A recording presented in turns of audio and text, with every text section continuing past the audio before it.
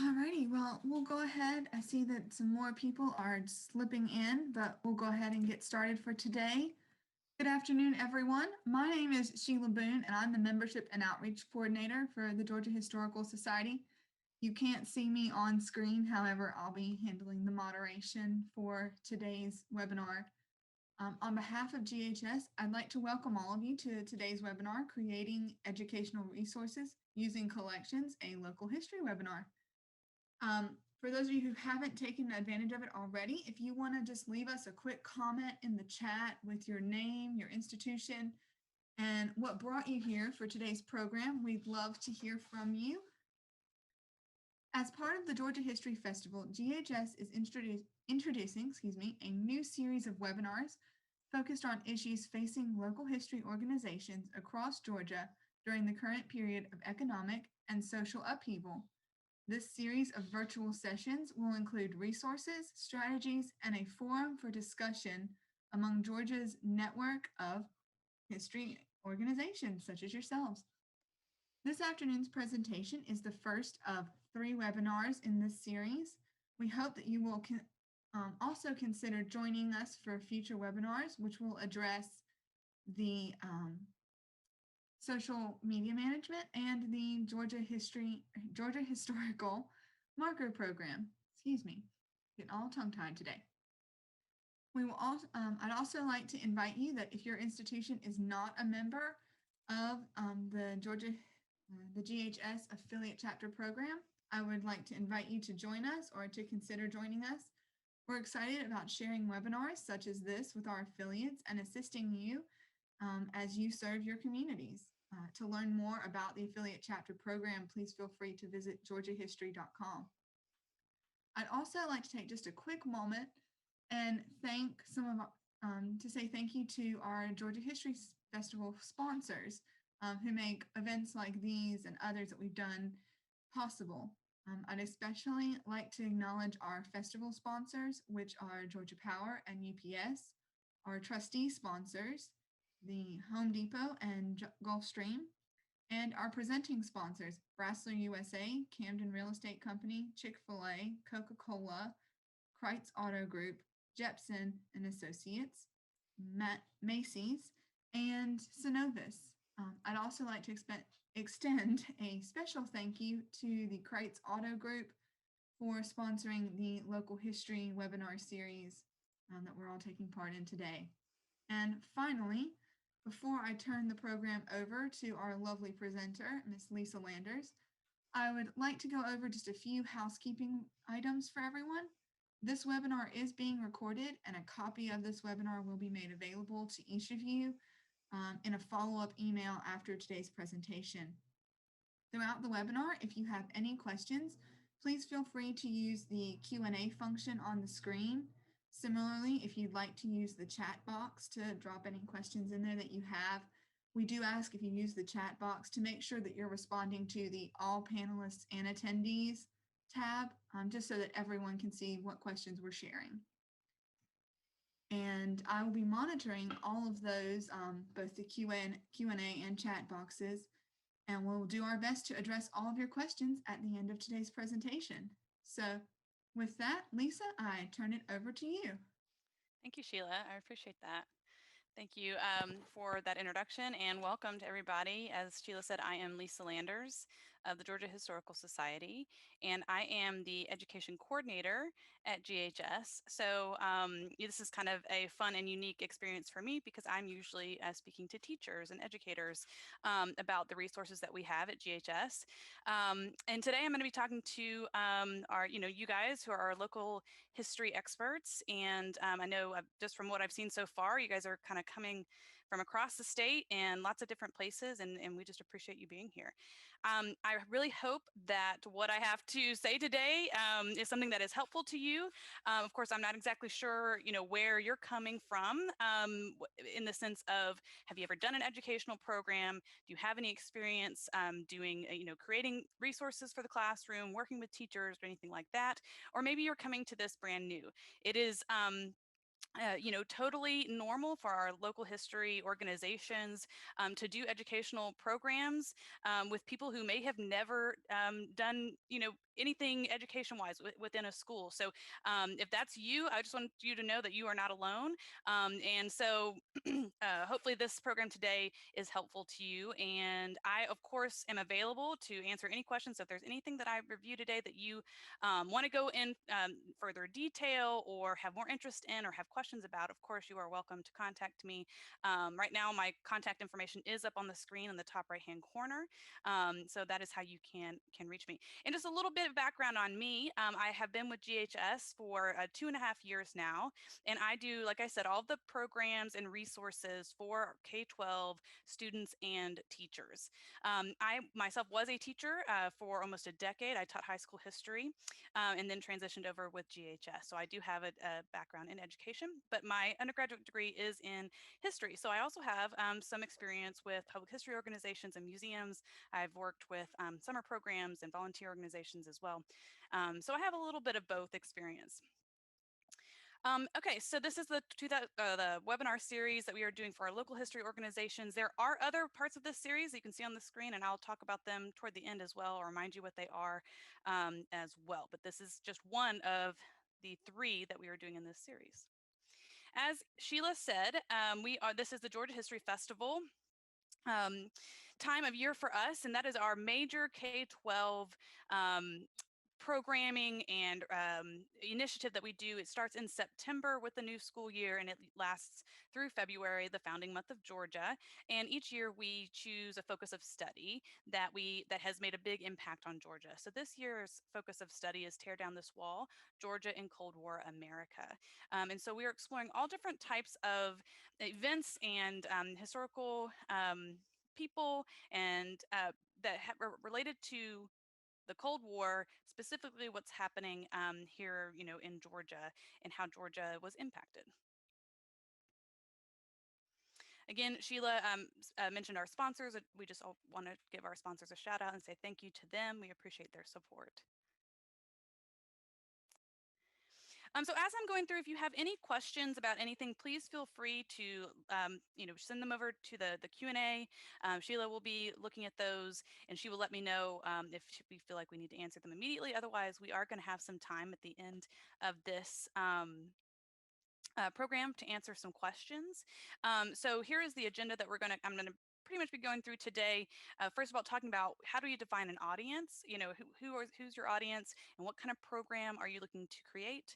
How to choose sources from your collections, or how to choose good sources for your audience. I'm going to show you some educational strategies. So these are things that come from the classroom. These are things that I use in the classroom to teach using Georgia Historical Society resources, and I'll give you some examples of those. And then I'll talk about some other educational resources that just might be helpful for you. So again, any questions you have throughout this program, please feel free to let me know or let Sheila know. So we're going to start out talking about the audience and what kind of program you want to do. So we're thinking about who is doing the learning, and then how will they learn it ultimately. So the number one thing that you're going to do for an educational program is decide who is this program for. That is really key because it depends.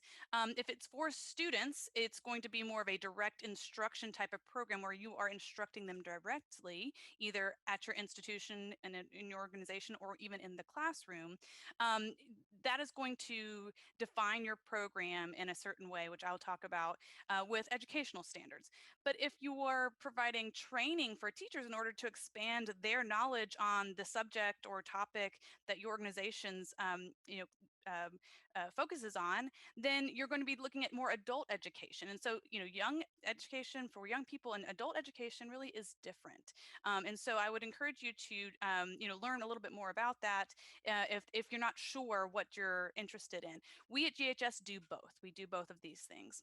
Now, maybe you're looking at a creating an educational program that's not necessarily directed specifically for a group of students or teachers, and maybe you're just thinking about, the public in general, and so that's going to be a more of a broad interest, and that would even further define your program even more. So you want to think about who is doing the learning. I'm going to focus mostly on students and teachers here, but I'm happy to take any questions you have about your audience or who your audience might be.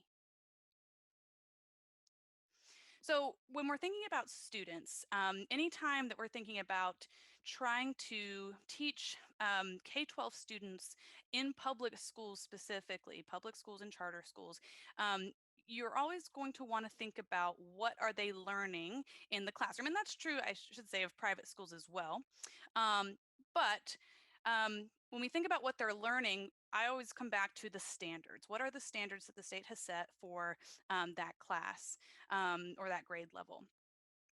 Private schools don't necessarily go by the state standards, so that's why I say public schools, but they do have their own set of curriculum and standards, so you could always ask them, and if you were developing a program for a specific school or class. So here I have listed the social studies standards of excellence, and actually, Sheila, I gave you a link for this if you want to share that in the chat. That this will take you to the Georgia Standards of Excellence page if this is not something you're familiar with. And the reason that I start here is because this is what teachers are looking for. Teachers are required to teach the standards. They're required to teach materials, use materials that teach these standards. They have to prove it. They are accountable for it from their administration to the parents and to the students. And so that's why this is really crucial that you're thinking about how am I fitting into, how is my organization's educational program fitting into what is being taught in the classroom and what's required to being taught in the classroom. So of course, I've focused on social studies standards here, but some of your organizations might be interested in looking at the science standards as well, or English language arts standards, or art standards as well. So you can find those all in that link that Sheila just sent. So K-12 Georgia Standards of Excellence were developed not too long ago. These are fairly new, and these are again in first social studies, and they range all the way from kindergarten through high school. So I'm going to focus, I've pulled up second grade here on the right hand corner. And that's because second grade is second and eighth grade are Georgia studies. And we focus mostly on those grade levels, although we do provide resources for other grade levels, specifically within United States history. When you look at a standard, you see on the right-hand side that it has a number. There at the top, you see in red some letters and numbers, and that's what it's kind of telling you what it is. So that is maybe, not something that you're familiar with, but what that's telling you is social studies, second grade, history, first standard. You don't really need to know all of that in order to be able to understand the standards, but just to give you an idea that here we're talking about social studies, that's second grade, the historical understanding, and this is the first standard. You can see down here under geographic understandings that it changes social studies, second grade, geography, first standard. So per grade level, it will change. Per what's being taught, it might change. And then the standard just tells you what students are supposed to be able to do. They're supposed to be able to describe the lives and contributions of historical figures in Georgia history. And then below it gives examples, and these are people that are required to be covered by the standards. I am showing you this and encourage you to think about standards and look, throughout all the grade levels. Where does your organization fit in into the standards? Is it more of a Georgia specific? Is it more United States United States history? And depending on what you want to do, you might be thinking about, is it a lower grade level like second, third, fourth, fifth grade? Is it middle school? Is it high school? And then that might even define further what your program looks like.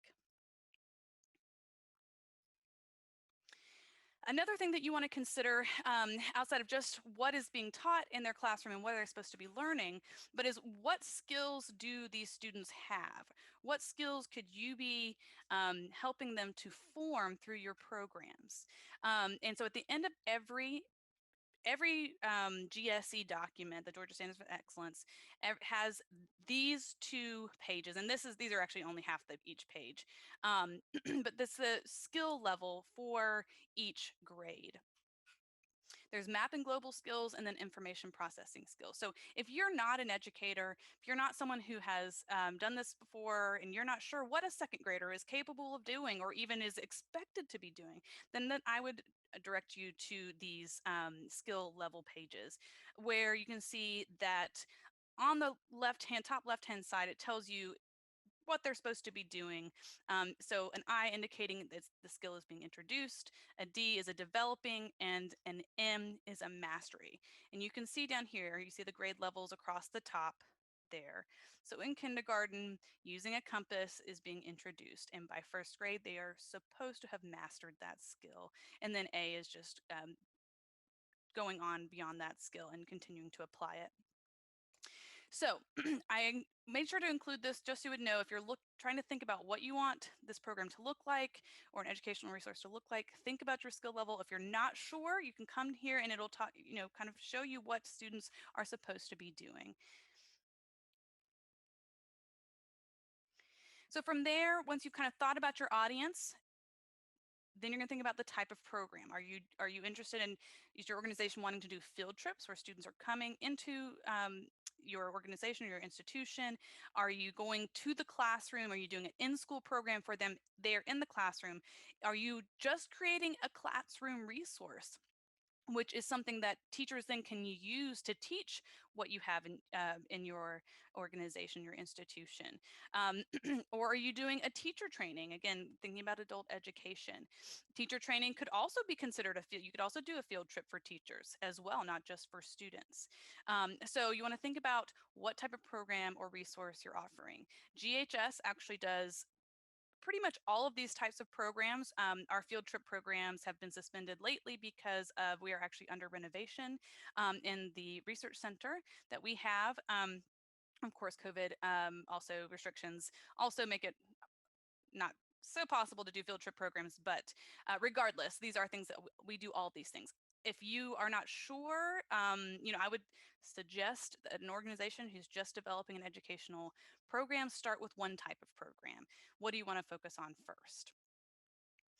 You want to think about how your audience is going to participate in that program. Is this just going to be a tour or a lecture or a story time? Is this more hands-on and experiential where they are actually doing something, doing the work, or maybe they're actually creating something after they've gone through your program? And you want to think about what are those things, because that will then in turn define what you need for your program, what supplies, what materials, who needs to be available to help with your program. Is it one person? Is it two people? And so on. And then finally, what do you want the audience to take away from your program or resource? Is this something that you're introducing information to them? Are they coming to your organization or to your museum for a deeper understanding of a topic? Are they looking for just something fun and also educational at the same time, which would mean you definitely want it to be more hands-on? Or, are they developing a new skill? Is this something that you're teaching them that they have never practiced before? Okay, so I'm now going to shift. I'm going to talk about how you might choose particular sources from your collections and what makes a good primary source for students. I have taken this information from a blog by Sarah Suter from the Library of Congress called Selecting Primary Sources, and I've provided Sheila that link. So if anybody, Sheila, if you want to share that, this is a 4-part series that goes and it goes much deeper into what I'm talking about, what I'm going to share with you today. But this is a great place to come if you're not sure, what kind of sources are appropriate specifically for grade levels or for children or so on. So again, that's why you want to think about your audience first, because once you are thinking about your sources, what you want to feature in your program from your collection, which could be an artifact, could be a document, it could be a photograph, whatever you'd like it to be, just want to make sure it's right for the right grade level or right audience. So I've given an example over here on the right-hand side. So when you're choosing a source, and let me just back up for 1 second and just say, I'm kind of assuming that all of you know what a primary source is, but just in case, I'm just going to say that a primary source is something from the time period in which you are studying or in which the students are studying or that your organization studies. So it's something that comes from that time period. So if your organization covers the civil rights movement, that means then primary sources for you are going to come from the civil rights movement or something related to studying the civil rights movement. A secondary source is something that is written or created after the fact that then interprets um, the time period. Oftentimes, secondary sources have primary sources in them. They use primary sources to write the history. So there's just a quick little reminder and just in case. So I'm going to be focused on primary sources here, but a lot of this can also apply to secondary. So again, knowing your audience, what are the students learning? What are they supposed to be learning? Is it age appropriate? Is the context of this, source, is it too complex? Is it too young? Is it too easy? You want to be thinking about the length, especially if it's a document, something that is a diary or, a government document or a newspaper article. How long is it? Depending on your age level or your grade level and where their reading level is, and you want to consider, is it too long? Is it too short? You may make an excerpt, and we'll talk a little bit more about that. Think about the readability. A lot of older documents are in cursive, so if that is true, it's very difficult for students to read. It's very difficult for adults to read oftentimes, and so you might want to think about a transcript. Um, and the prior knowledge. What do students need to know before they can really interpret this source correctly? Are there any vocabulary words or anything that you need to clear up first? So I'm going to be using this primary source to the right as an example. This is a magazine cover from the Crisis magazine, which is, of course, the NAACP, a NAACP publication. And this is from 1968. I think, Sheila, I gave you a link to this in case anybody wants to see it up close. But I've used this to teach several different topics in Georgia history. But this is great because it's visual. I love a good visual primary source for our young people. I mean, text-based sources, of course, have their own reasons why they are important. But I just find that visual things that they can look at and see and interpret in their mind in a way that is, through visual cues, really helps to draw students in at any grade level, but especially our young grade levels. And so you can see that I've made sure that this is a visual source, but of course it does have writing on it, and I want to make sure that's appropriate for my grade level as well. So other things that you want to think about when choosing the right sources is considering your historical context. The first thing that I always teach students and teachers to do when analyzing primary sources is to look for the bibliographic information. Look for your source information. Who made it? What's the title? Where is it from? What time period? All of that information. You can see that I've included the source information down here below it in this slide, which I've just kind of explained to you. So you want to make sure that you're teaching students, to reminding them to look for that source information. We want to know where our sources are coming from first. So when you're choosing a source, you want to make sure that they can put it in the right historical context because it includes clues about what time period it is, whether that's details in the clothing or the technology, whether that's a date that is included in the citation, or you can't really see it real here, but it's actually right here under the crisis, November 1968. So when I'm thinking, are there enough clues there for students to be able to start putting pieces of the puzzle together? There are enough details there. And then are there any marks that might, throw a student off or throw people off? So if there is, you may want to consider either being prepared to answer that question or not using that source. Always thinking about point of view. This is getting a little bit more up into our higher order thinking skills when we're thinking about point of view, but even young students can consider, where did something come from and who created it and who was that person? Maybe your organization is focused on a person, an individual, or a group of people. So thinking about perspective and who that person was and something they created is a great lesson in itself. So we want to make sure that we're included when we're thinking about our sources.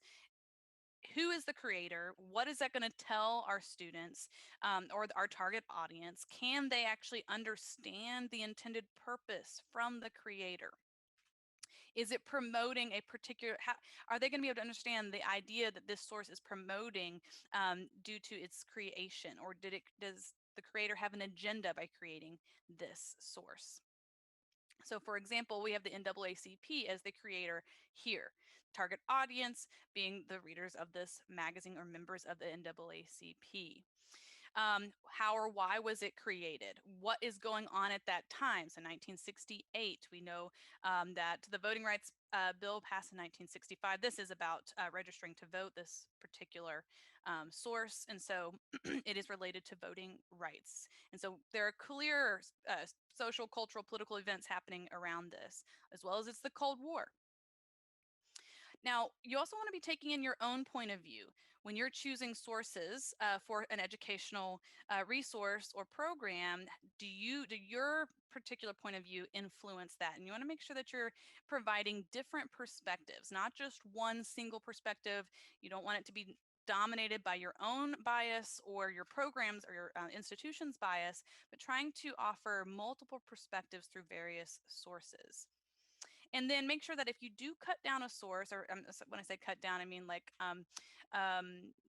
provide only a part of it, especially a Word a document that's based in text. Does that change or alter the meaning? If it does, you probably shouldn't use that source. So just consider whether or not changing it for your grade level or your audience, does that actually remove the meaning that you're trying to impart? And then finally, just thinking about clarity, are you able to provide a high quality image? Is this going to be online? Is this going to be something they're looking at in your museum or on a piece of paper? But making sure that image is something they can see, that the handwriting and text is legible. Like I said, provide a transcript if you can. That's always great for young people. Same thing with any like videos or something that you're listening to, making sure that it's audible, that it's understanding, it's accessible. We definitely want to be thinking about accessibility for student programs. Do you need to have closed captioning and so on?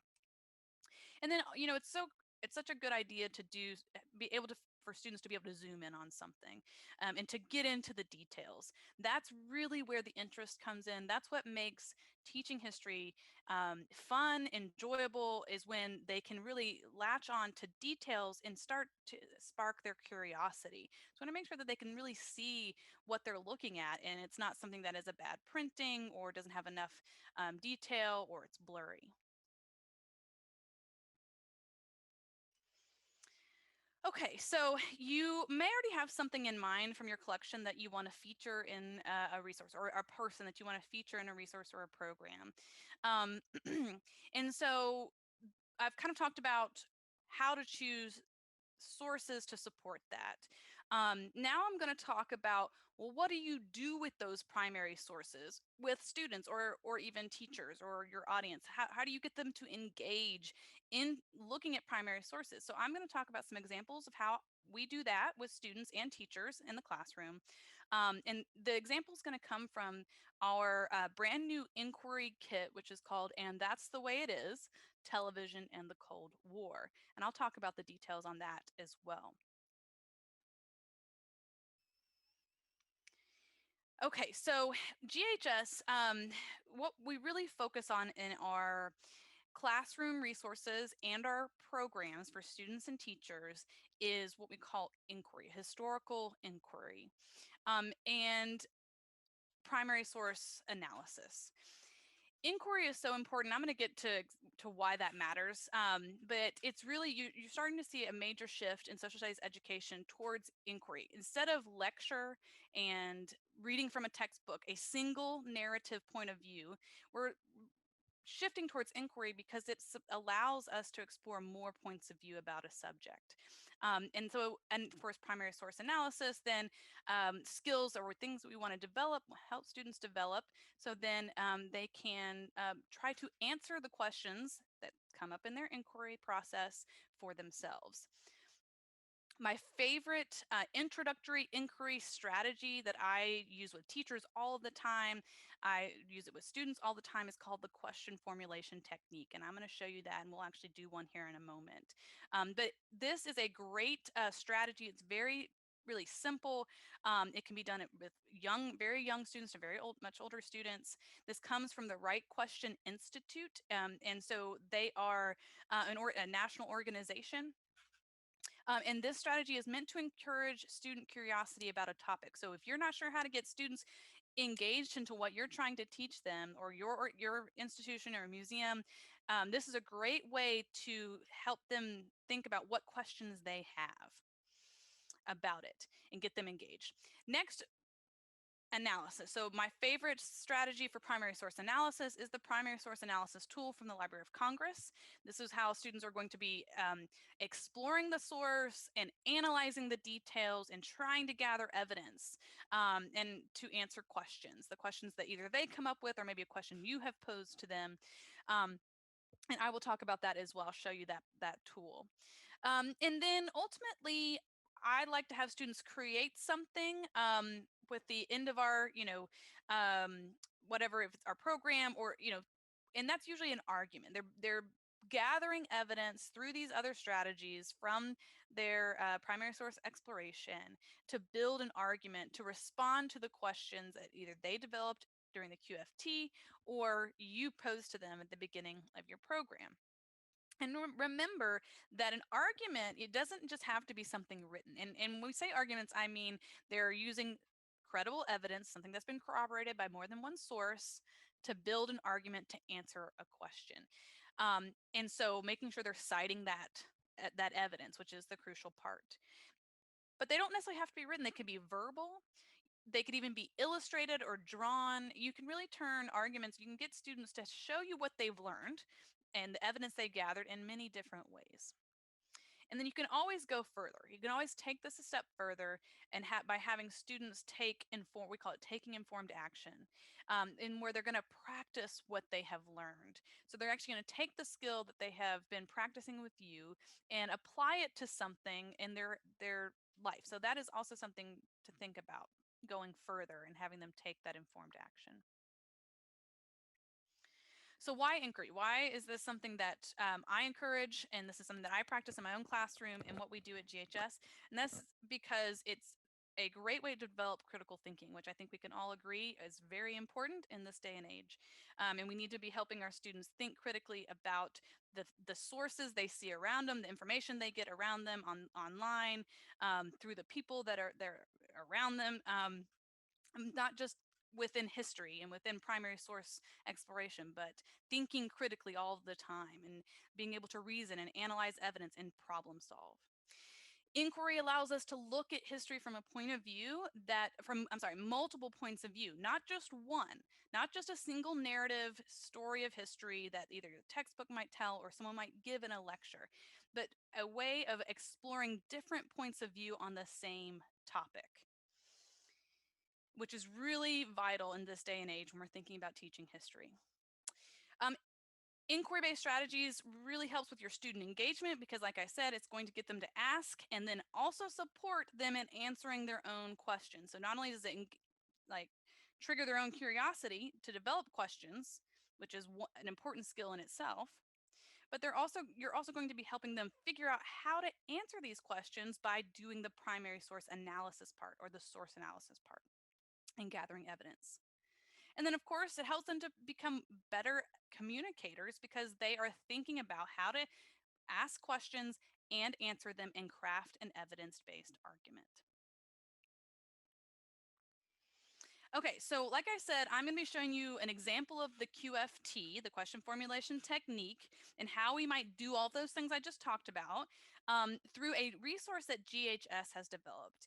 And so this is, I said at the beginning that our new inquiry kit is called And That's the Way It Is, Television in the Cold War. Of course, that is a Walter Cronkite reference, and we wanted to take a look at media during the Cold War and how it really shaped how television really shaped the Cold War. So our question that we pose through this resource is, how was the Cold War shaped by television?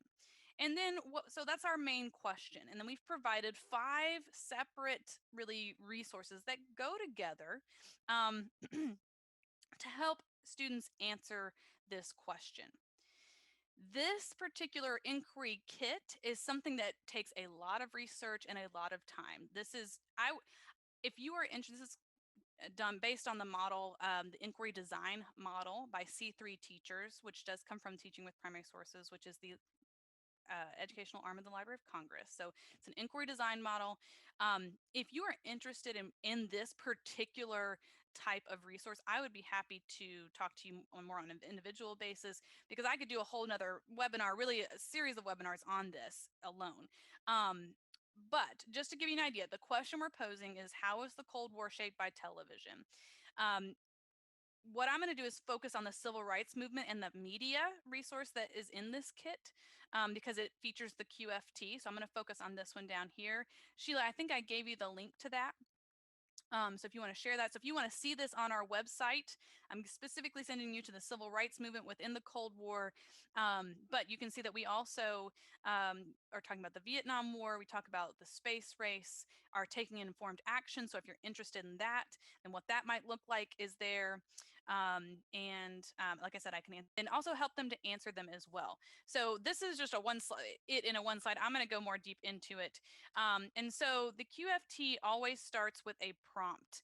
The prompt can be anything. It can be a photograph, it can be an artifact, it could be a person, it could be a place, a thing, it could be a song lyric, it could be a piece of text from a novel, it could be anything. It's just something to get them engaged. And so for the civil rights movement, thinking about how the civil rights movement used media as a tool, which is because we're focusing on media in the Cold War, this is the prompt that we chose, is this particular photograph here. So what we do at the QFT is we observe for a few minutes, 1, 2, however many minutes. So you have your students, and I'll say that you can do this as a whole group, with a whole group of students, and you or the leader, whoever it is writing down the questions. You could have them do it in small groups or even as individuals. And so the key to the QFT is this series of rules. There are 4 rules that you follow, and that's pretty much it. So you want to make sure that as students are writing down questions, or you're writing down questions, you number them so you can keep track. But then the process is just really simple. It's just to ask as many questions as you can in the time allotted. So if you have 2 minutes, you want students to be thinking as many questions as possible about what they see. You don't want to stop to discuss questions or judge them. There are no, bad questions. Want to encourage that, and you don't want to answer any questions yet, because we will get to that. Making sure that you're recording every question as it's stated, when students, what they're saying, whether they're writing it or you are, and then change any statement to a question. So if it's a statement, we'll alter it to a question. So really quickly, and of course we lost some time there, but I do just want to get you guys to get a feel of how this works. In your chat box, just take a minute, maybe 30 seconds, and look at this photograph and what questions come to mind for you. And just tell us in the chat. It can be anything.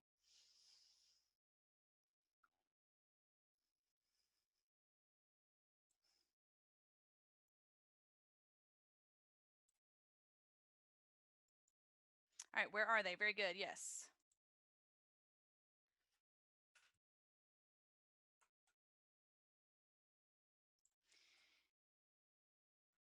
Go ahead and move on. So yeah, so I'm not sure if we're getting questions in or not, but I'm going to go ahead and move on just for time. Um,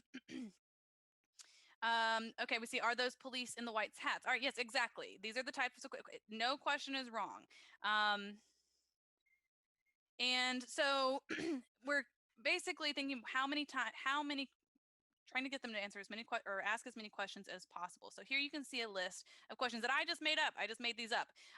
But you see, if you look at number 4, you see it says there are people in uniforms. Well, we want to, that's a statement. We want to change that to a question. So who are the people in the uniforms? And so on. Down here, I have also included the source information for this. So you might get students ask questions about the source information. You don't always have to include this. I suggest doing it because we always want students to look for that. It's really vital, but you could take it away. So what happened in Selma? Well, you don't know anything about Selma really by looking at this photograph, but if you look at the citation or the information below, the source information, you see it mentions Selma. Okay, so once you have your list of questions, then you're going to think about improving those questions. How do you narrow them down to make them something more meaningful that students can try to answer?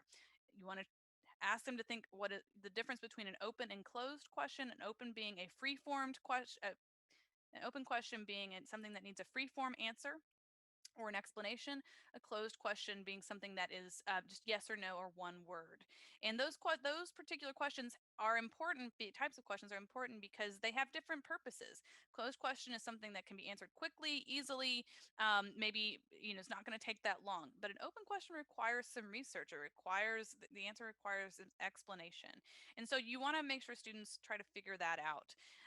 And then you'll have them narrow down their questions to the ones that they are most interested in. So have them think about why they're interested in those questions. Why do you want to know this? What do we learn by asking these questions? And then once you've narrowed it down to, one, two, or three really important questions about the topic that you want them to learn about from that prompt, then this is where you're going to talk to them about how can they find that information. So how can they find that information? Well, you could provide them more primary sources. You could have them go through your museum to look for the answers. You could have them read a book to find those answers. And so this kind of depends on what you have at your institution and organization. For our purposes at GHS, because we are a library and archive, we provide everything online. So we provide the primary sources digitized.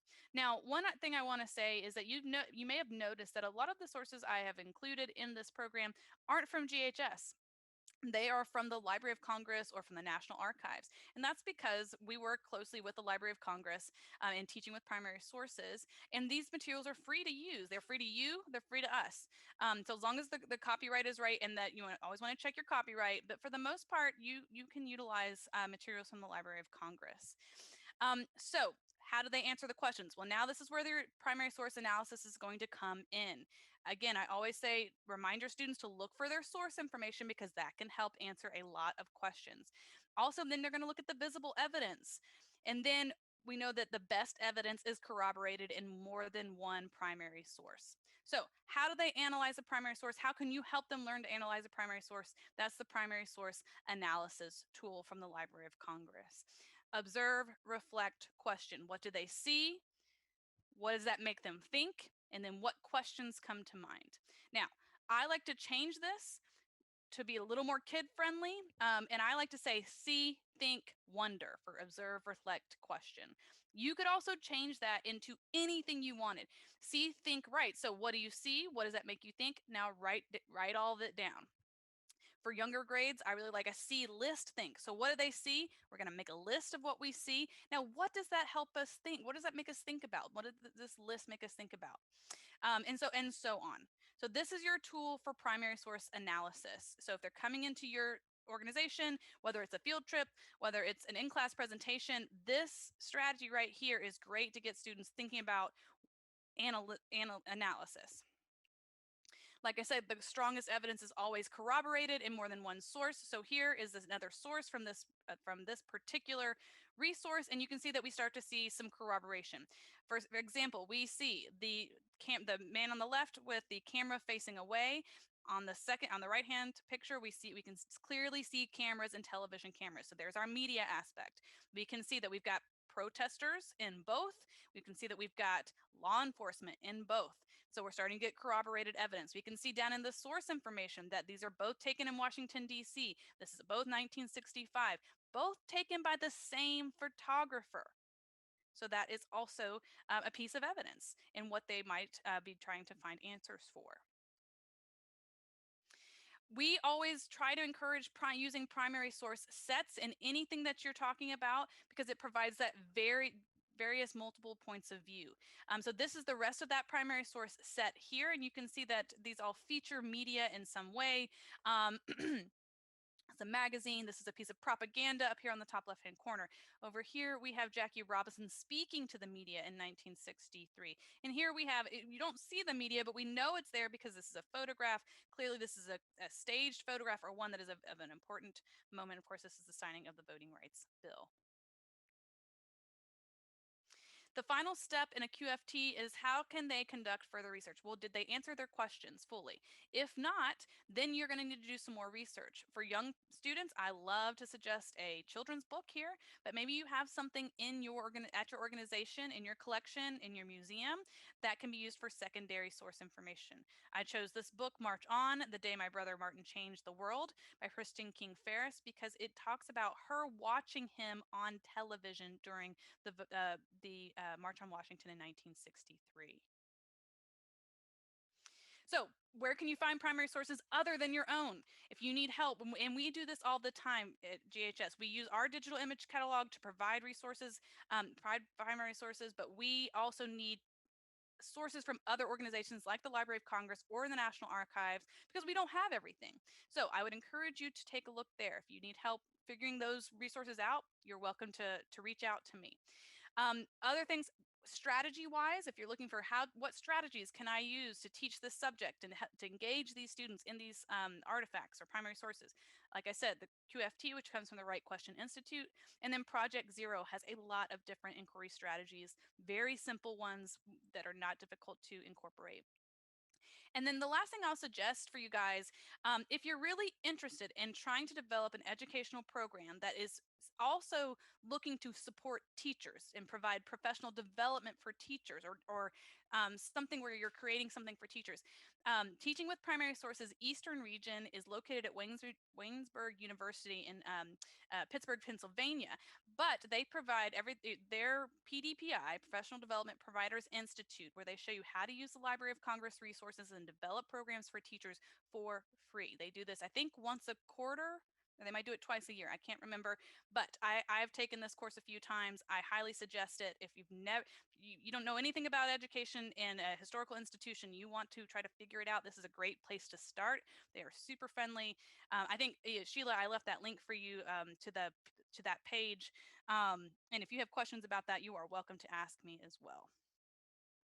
Okay, so I'm just gonna kind of move on here. I can come back to that if anybody has questions, but I know that you guys might have questions. We're getting to the end of our program.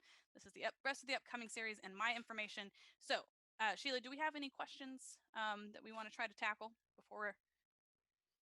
Hi, yes, Lisa. So we did have one come in from the Haversham County Historical Society. They wanted to know specifically if you had any tips on how you can do educational programming during a pandemic.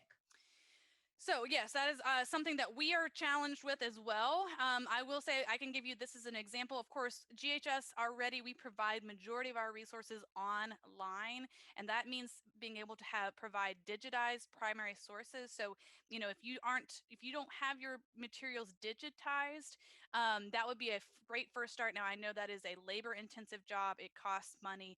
There are grants out there that you can look into to start thinking about that, but the more you can have available online, good quality, you can always watermark it or put something on there to make it yours so it's not being stolen from you. But that is a great place to start, is digitization of materials.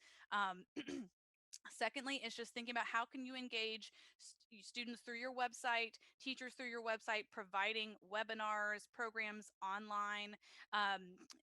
There are lots of ways to do that. There are organizations across the state that do online field trips. We are not currently doing that because, like I said, our research center isn't open regardless because it is under renovation, but we probably will in the future. We usually do a banner competition. We usually do the Georgia Day Parade. If you are familiar with us, we do it every February, and it's a really awesome event that we just love to do down here in Savannah.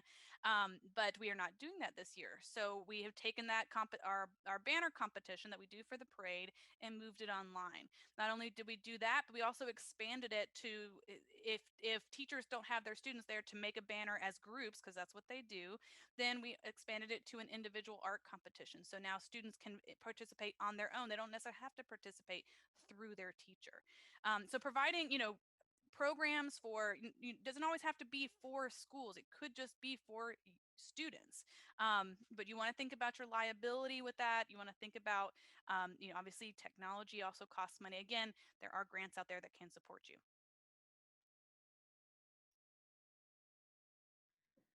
Great. Thank you, Lisa. If there are any other questions, I would encourage you all to go ahead and ask. If not, I think that is the end of the program.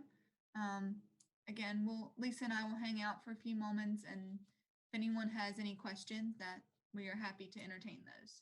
I saw one person mention something about field trip programs and curious about how we do those things. I would be happy to speak to you, but I can also say that for our field trip programs, they're really focused around the objects and materials in our archive. We are not a museum. We do not have really exhibits on display. And so it is really about coming to learn how to research and do exactly the things that I've just showed you. I would take everything I've just shown you and do it in an in-person program in our reading room where our research is done with students, and then they could go around and actually see these objects or see these sources in person, and have them do the same thing. But if you are interested in developing a field trip program and have questions, I would love to talk to you about it. Right. And Lisa, we also just had a question come in. How do you focus a display for the general public? So I'm assuming that a display, you mean maybe an exhibit. Is that what you mean? Um, or is it? Um, yeah, I would say we could go with a general display as an exhibit. Yes. So again, yes, okay, yes. So again, it is thinking about your audience. And so a general audience, you're going to be trying to engage adult learners and young learners. So you want to be thinking about how can you engage them both and provide a learning experience for them. You also want to think about what you're exhibiting and who's it appropriate for. Is this appropriate for a young age group? Is this more appropriate for an adult age group? And then, I don't really create exhibits in themselves, but what I do is pull together primary source sets, which I guess could be in some way a type of exhibit. And so for me, I just think about trying to cover whatever topic it is, trying to cover it completely in different perspectives and thinking about how can we present this particular topic from all different perspectives, not just one single narrative. That means using a variety of primary sources, things that might even counter to each other, things that create that get people to ask questions. And again, you're just thinking about the appropriateness of each source. Does it fit into your topic? Um, does it highlight the thing that you're trying to get them to take away? Exhibit creation. In fact, Sheila, maybe you have some thoughts on that. But our archivist as well might have some thoughts on that. And Bree Hewitt, who's our archivist. Yeah, I think as far as finding a display, you do definitely want to maybe focus on one or two things. Again, think about what you really want the point to be. Yeah.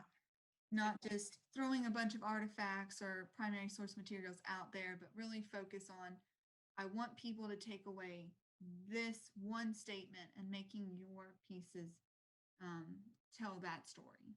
Mhm. Absolutely. Yeah. Really thinking about who your audience is and what your topic is going to be and drilling that down.